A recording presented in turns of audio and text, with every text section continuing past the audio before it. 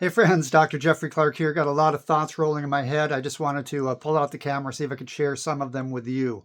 So, as children, we have a paradigm set via our authority figures, typically mother, father, teachers, preachers, people like that.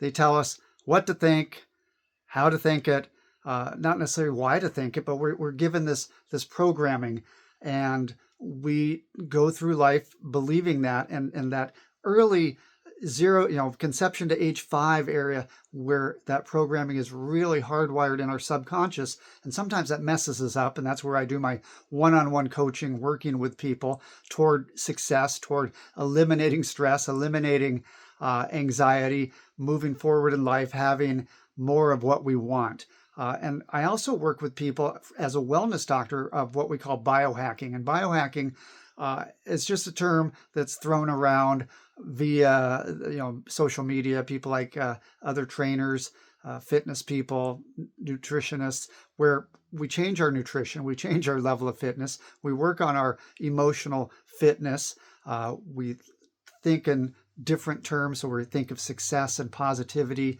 positive achievement, instead of dwelling on negativity, worry, fear, things like that. So that's a term, biohacking. But now biohacking has taken a completely nefarious turn, possibly for the worst. Now, I have said in many recordings and writings for probably 20 years or more, and I learned this from Wayne Dyer, that we are spiritual beings having a human experience. I think actually the original quote was by Teilhard de Chardin back like 1993.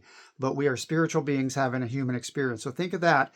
We have our humanity, but we are not humans having a spiritual experience. We are spiritual beings having that human experience, that life, all the suffering, all the good, all the joy, all the ecstasy, all the pain, all the agony. We go through that as humans, and that's part of who we are. Well, now we have a new form of biohacking where we're actually working to change humanity via some of the technologies. I think it's been over 20 years since the Human Genome Project was completed. They've mapped out all the genes in the human body, all our DNA, what they do, and we can go in and genetically make changes. So in some ways that might be good. Let's say you have a child in utero and you know that there is something that's not compatible with human life. They're going to pass away before birth or shortly thereafter, or just not make it to adulthood thriving. Well, if you could go in and genetically manipulate a few genes so that erased that genetic defect, would that be something we should do? And that brings us to bioethics.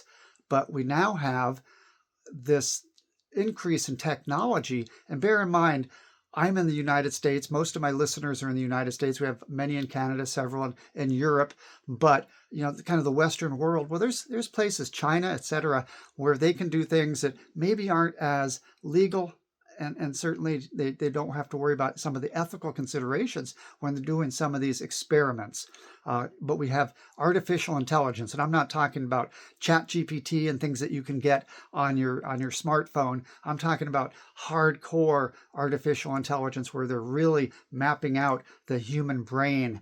We have nanobots, those little tiny things that get into the body and start making changes and repairs. And of course, there's that fear that they're putting that in vaccines. There's that fear that they're spraying that over us with their chemtrails. And then the 5G, is that activating things? There's all kinds of conspiracy theories. But you know what? Some of those might be true.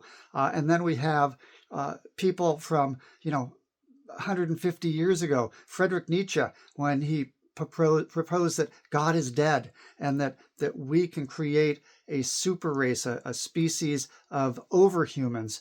And we're coming to that scientifically. So that bears, what can we do ethically to change that? And so I'm just opening this up for your discussion, your thoughts. I would love to hear from you.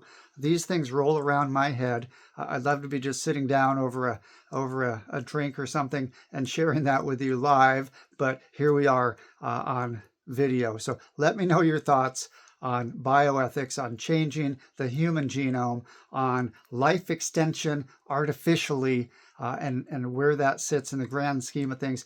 How does that mess us up as spiritual beings having a human experience? And when they're trying to create humans that live forever, humans that become gods? Just curious.